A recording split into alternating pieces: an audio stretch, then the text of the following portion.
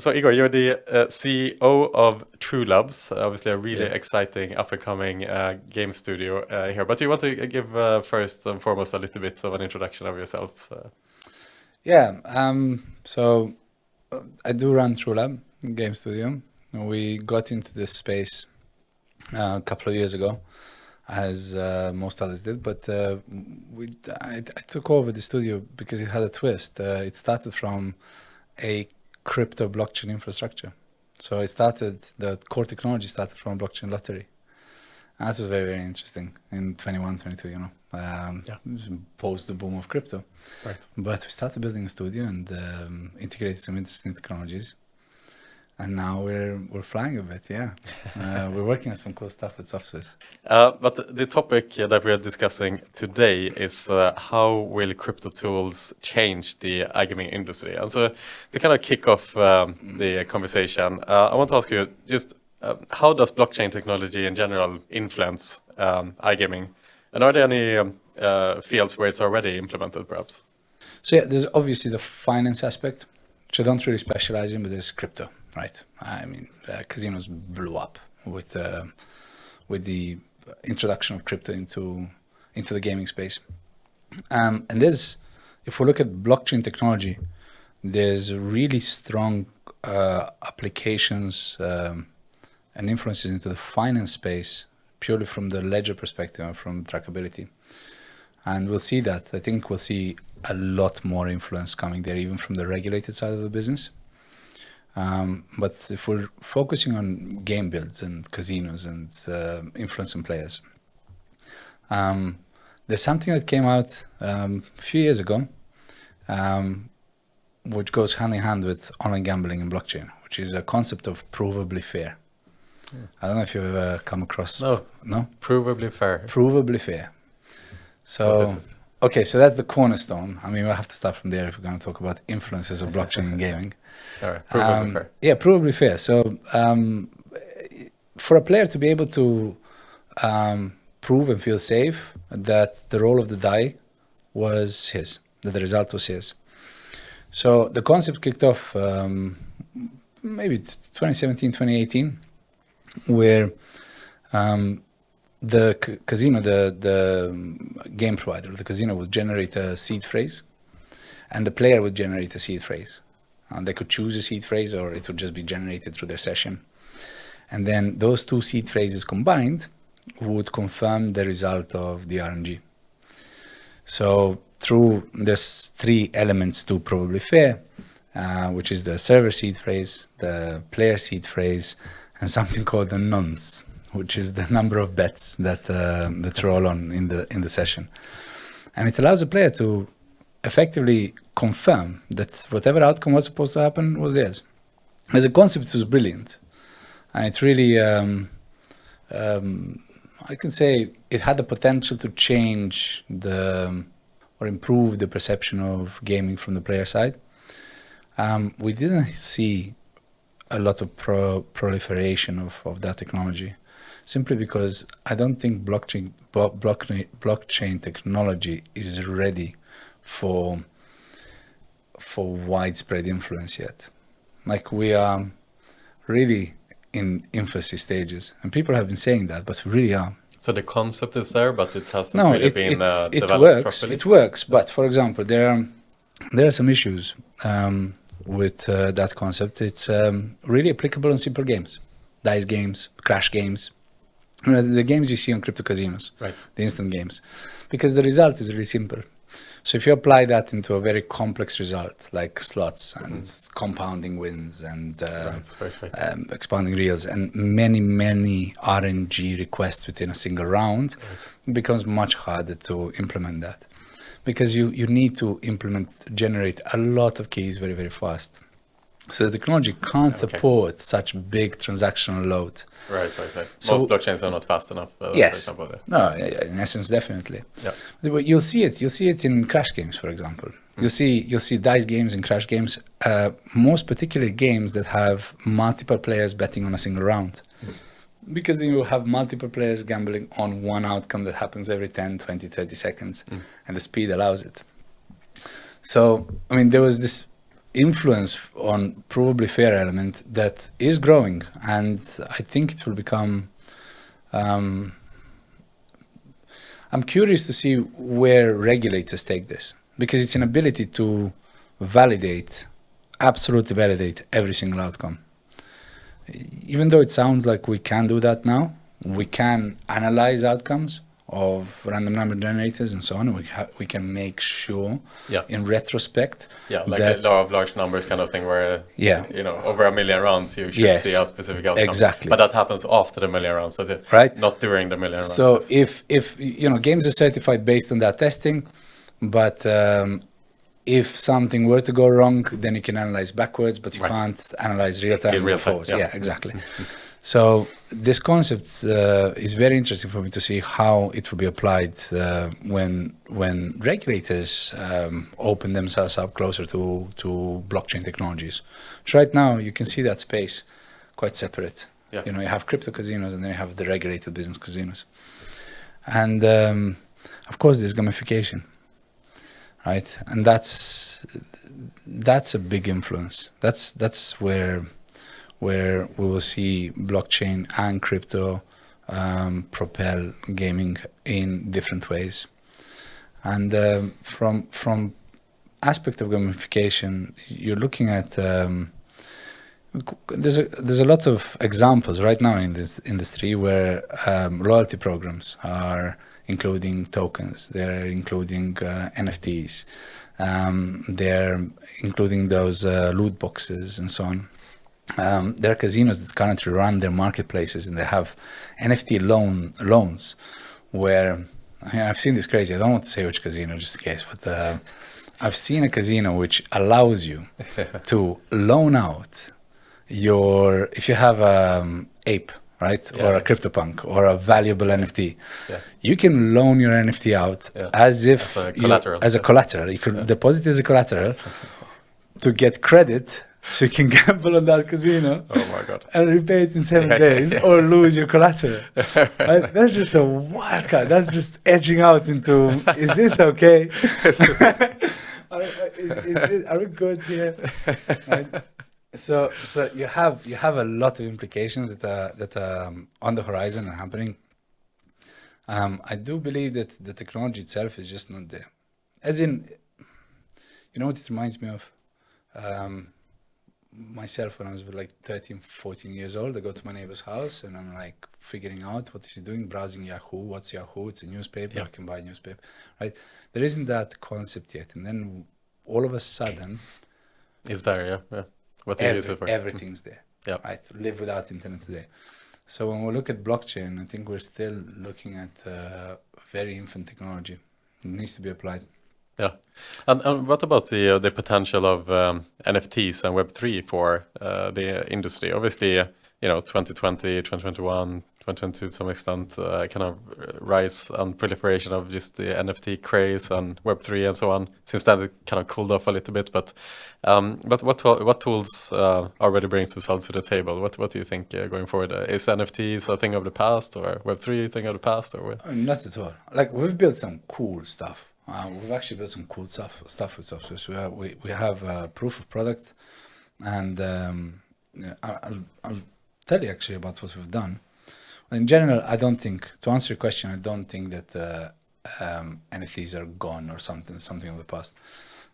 Every single technology has its rise, you had the .com bubble. Yeah. Same, right? Yeah. It follows the Gartner hype cycle. It goes like this, right? Comes back down, and then it stabilizes, right? And it's a necessary clean out. I mean, if you look at cryptos, so not blockchain technology itself, application of blockchain onto crypto. You had ICOs flying out left, right, 2017, remember? You remember the conference back in the Intercontinental Arena? 90% of those companies were just complete scams.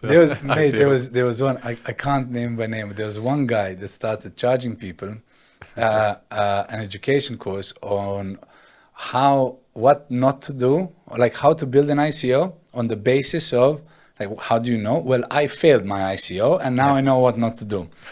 right? It got to such a nonsense point. And then there was a clean out, right? You don't hear about ICOs anymore. Yeah. I remember there was a taco place in the Philippines that did an ICO. Yeah. That's all you need to know. Anyway, yes. Back in the day. So yeah, NFTs, I think it's something similar. It was a hype. It got boosted by influencers. You could even draw correlations without going to conspiracy theories. You can draw correlations between NFTs and art galleries in terms of money laundering. Right. Classic way to launder money. Classic way to launder money. Yeah. I mean, it's done through art as long as there has been art. Yeah. And now you have digital art that you can produce in a second, and it's a very easy way to pump up schemes. No one can tell you what the objective value of a banana taped to a wall is. Yeah. Right? That's exactly it. So we have to go through that, right? We have to go through that, and going through that means a cool-off period. And then you have to look at the utility of an underlying technology. So what's the utility of an NFT technology? And what's the utility of non-fungible token?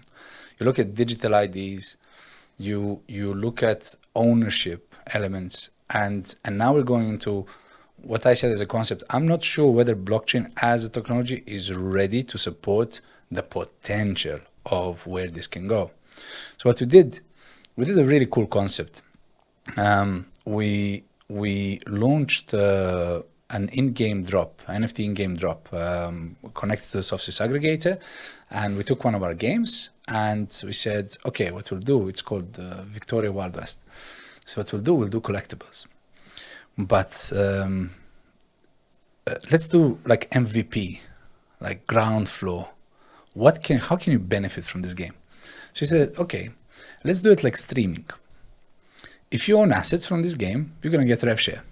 So whatever this game collects in terms of revenue, we will pay you from a treasury, right? So I mean, imagine that application on a game that is as household name as Book of the Dead or Starburst or some of the pragmatic titles. The volumes on those games are just immense. They're insane. And imagine you had such a simple concept as if you play the game, you dropped an NFT, and one of the characters of the game would be yours, and you would mint it. You need to collect a certain number of them, and you would eventually mint them into a gold gilded, the guy with the cowboy hat. And that gives you 0.1% of total bet, right, as a revenue. That's passive income. That's literally passive income. Passive income. That's what we want. That's the goal. That's literally so. We did a proof of product, like just a concept. We said, okay, so let's build a technology that can connect cross-chain NFT drop to a slot game. First of all, I mean, there's a lot of work that goes into that, and then let's link that to a casino, to a session. And we started dropping NFTs. First of all, I have a fun story connected to this. So I come from, I come from around casino space, right? So I was plotting the economies of this, of how successful it might be and what the uptake on gameplay could possibly be. So I used my old school benchmarks, You have your click-through. So if you're going to advertise something, you have your, 0.1% or a couple of percent click-through. And you have your, sign-up percentages and sign-up to deposit. And I kind of looked at it from standardized benchmarks of how something may or may not convert. Just blew past everything. I thought we had a mistake in the data. So once we released the game with NFTs, because we released it on some crypto casinos, and what I didn't account for is just how crypto-oriented players are and how much they enjoy researching and figuring out their airdrops and technologies. It blew up. We dropped this collection of so the game is Victoria Wild West. She's a cowboy girl, and she's hunting wanted posters. Yeah. So you could collect wanted posters, and if you collect all the wanted posters, you can have the wanted gang. And if you have the gang and her and so on, it will give you some royalties, right? And I expected that. I planned the drops per spin so that the game would be dropping NFTs for something like 3 or 4 months. So it's like a 1 quarter campaign. Everything was taken in 2 weeks. Like our marketplace just shot up. So the proof of product that NFTs in-game mechanics works was there. It was absolute. And then we took that to a concept. We said, okay, so we have a proof of product here. We know that there is interest. What are the utility applications we can do this on, right? And it took us to a place. We started a project called iGuild, where it involves streamers and operators and suppliers in a much wider spectrum. But yeah, those one of the applications was that gamification, and we can talk about where that can take us as well. Yeah. Yeah, no, incredible, Igor. And I want to kind of ask a little bit question on that note. I mean, what's interesting to me, just kind of peeking into the crypto world, is that from every crypto winter to every crypto summer, during crypto winters is often where you see like new technologies emerging that then kind of give ways to the next crypto summer. Good example of that is in the last crypto winter in like 2019, 2018.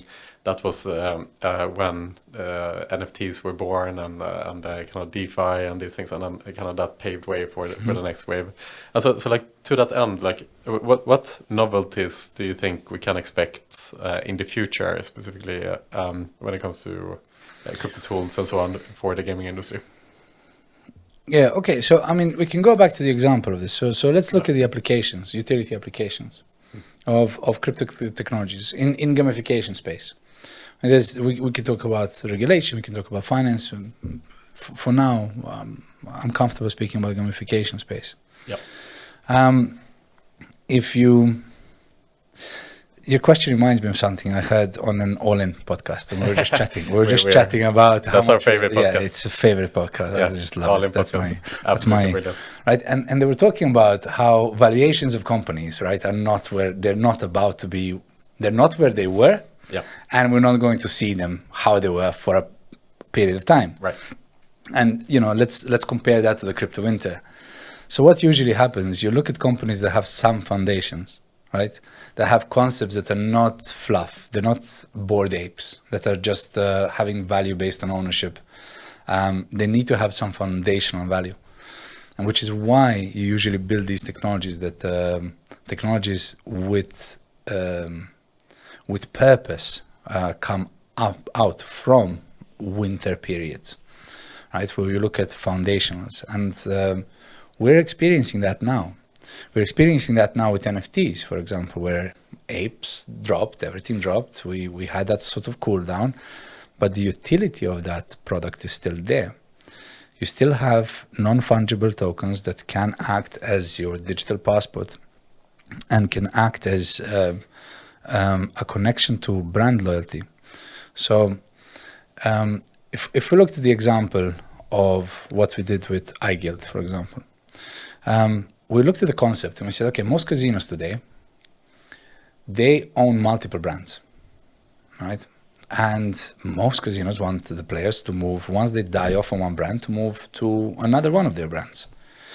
Now, in no universe are you going to take a database of your players and go, hey, come play on this casino now, which I also own, right? It's just not done, right? There is a natural aversion to that. One of the examples I can give you where we're going to see the rise of crypto and blockchain utility in the gaming space. There is this disconnect, or let's say like a created leverage between casinos that own multiple brands. So you could create a campaign where you drop an NFT with a free spin pack that you can choose, some sort of a reward, which you can choose on Casino 1, 2, 3, or 4. It is completely detached from your brand. You are receiving it on a marketplace. You could sell it off, you could utilize it, and you could cross-sell that. So we tried that as a concept. It worked brilliantly, cross-selling between brands. And you also have this continuation of, when I say brand loyalty, I mean loyalty toward a character, toward some form of identity. When you look at collectibles, people like to collect stuff that they identify with. That may be a movie character, posters from movie characters, posters from comic books, copies of comic books, and so on. And people will identify with values that a brand portrays. So if you apply that into, let's say, a game provider aspect. So we started building this world where games are opening up chapters, storyline chapters. And what we're doing is we're dropping NFTs that allow players to open up new stories. We're seeing a great uptake. It has no monetary value. It just has a value of, I really want to find out what this character is doing next. I'm really connected to this character in one way or another. And I feel like I have a backstory to what I'm playing. Right? And it opens up space for interactive slots, interactive games. So when you look at NFT as, or non-fungible tokens, blockchain as a technology, it will allow you a sense of, not a sense, it will allow you ownership and distribution of monies. We have to talk a little bit about how that's connected to smart contracts and capabilities of blockchain as a cross-chain smart contract. Just the technology is just not there yet. But you're looking at a space where we'll be able to offer royalties to participants, to players as participants. You're looking at a space where you are able to offer certain ownership, sense of ownership to characters that you identify with or brands that you're loyal to. If you're loyal to any sort of game provider brand or any casino brand. I mean, if you look at games that operate with loot boxes, they're rooted in gambling, right? Even though they are non-monetary games, you know, like CS, Go, exactly. right? Yeah. So just the concept of loot boxes, imagine you could, not imagine, there is an actual use case today where you could get your reward. Let's say you have your weekly, you play something for a week. And at the end of that week, you have your cashback reward or some form of a reward. And instead of having a direct reward, so this is how much you played, this is how much you earned, this is how much you get, we speak to the mentality of our demographic. And we say, well, you can get this X, or you can have a loot box. You can have an NFT that will give you maybe that, maybe more, maybe less, right? And that in itself is possible to do even without NFTs. But NFTs allow you now to exchange that, to own it, to exchange it, to sell it to someone else. Yep. It gives a whole new layer to player loyalty. One thing I just want to say on that topic, what we're talking about now is just a nice dream of the future, but it's not really a dream. It is where I think the industry will go, but the foundational factors around have to arrive there. So right now, you understand the concept of a smart contract, right? Yeah. So we agree on something, and instead of a lawyer signing this off, let's say you need to receive some commission as an affiliate, some commission from sending the players. A player will deposit, lose some money, and automatically receive that commission. That implementation is not here right now. The concept is there. We understand it. We understand it's possible, but it's not there. Okay. Right? And we have cross-chain contracts. So, you know, Bitcoin chain, you have Solana, you have Ethereum, and so on. That financial aspect of technology has to become more proliferated, more present, more naturally used. And then all of these gamification building blocks, loyalty programs, all of that will build on top of that foundational technology, which isn't there yet. It's there, but it's not used as much. Yeah, interesting. And where does responsible gaming come into all of this? How can crypto tools perhaps help the responsible gaming efforts? It's a polarizing question. So so let's look at it right now. So right now you have regulated markets, right? And then you have the non-regulated markets. I don't think I'd be pressed to find out, I'm actually curious now, if there is any regulated casino that offers crypto payments. I don't know of any. It's a really interesting question, though. Yeah. Like if there is any licensed, fully licensed UKGC licensed operator that will offer you deposits in GBP and deposits in Ethereum. Yeah, it's very unlikely. Highly unlikely, right? I don't think there is. But so right now you have this polarizing position. You're either regulated or what we call unregulated. Okay. We also have the influence of regulators as they are today, which are quite literally choking their own market. Germany is an excellent example of that, where players simply don't want to play the way they're being forced to play. They're not enjoying their experience.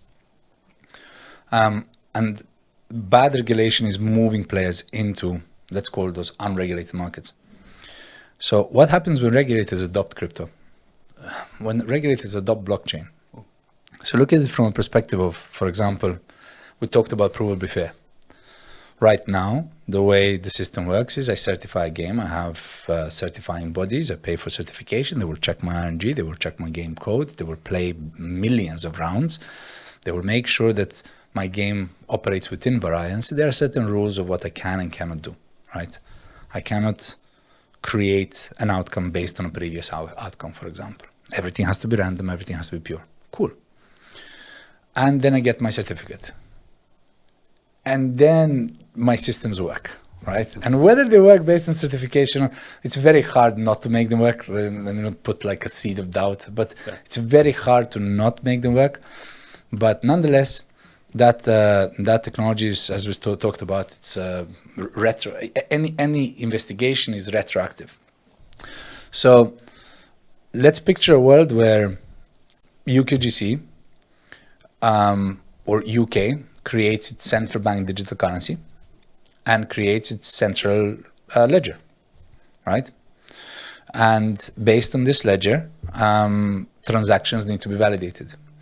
And they force operators to validate their RNG results on the ledger. I mean, technically impossible at this point in time. It's not going to happen anytime in the future. But that's one of the outcomes where regulators can adopt the technology. They will not adopt technology that exists in the... Right now, we look at crypto as, escape from the big brother. Yeah. They will depend on their own centralized technologies and their own centralized ledgers. But it's very possible, likely even, fast forward 10, 15 years from now, and you will have all transactions that come from UK customers registered on a UK ledger. You will have all deposits that come on UK casinos registered using CBDC, Central Bank Digital Currency of UK, which will track how much you can and cannot deposit in a casino, or whether you're over budget, right? And whether you are gambling outside of your remit of what you should be allowed to gamble on responsible gambling. And because the CBDC is effectively programmable money, it won't matter whether you're gambling on William Hill or Paddy Power or Betfair or any of those brands, because you will have a central database and your transactional codes will be gambling, right? And that is a very real application of what may happen in the next decade or so. So now we're close to that. And right now, at this moment in time, we'll see what has to happen first is, I think, regulators pushing for such perverse and very, how do you call big brother, very influenced view into what people do with their money, right? It will just push more toward what we call unregulated gambling. I don't like that term, unregulated. I prefer self-regulated. Pre-regulated. Self-regulated. Market regulates market, the concept of capitalism.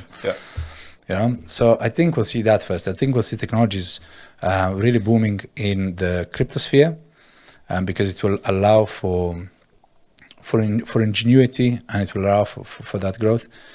And then eventually, as always, governing bodies will catch up and try to do what they need to do. Igor, interesting as always. Great to have you here, my friend. It's always a pleasure. Let's do it again soon. Thank you very much. Thank you so much. Take care. All the best.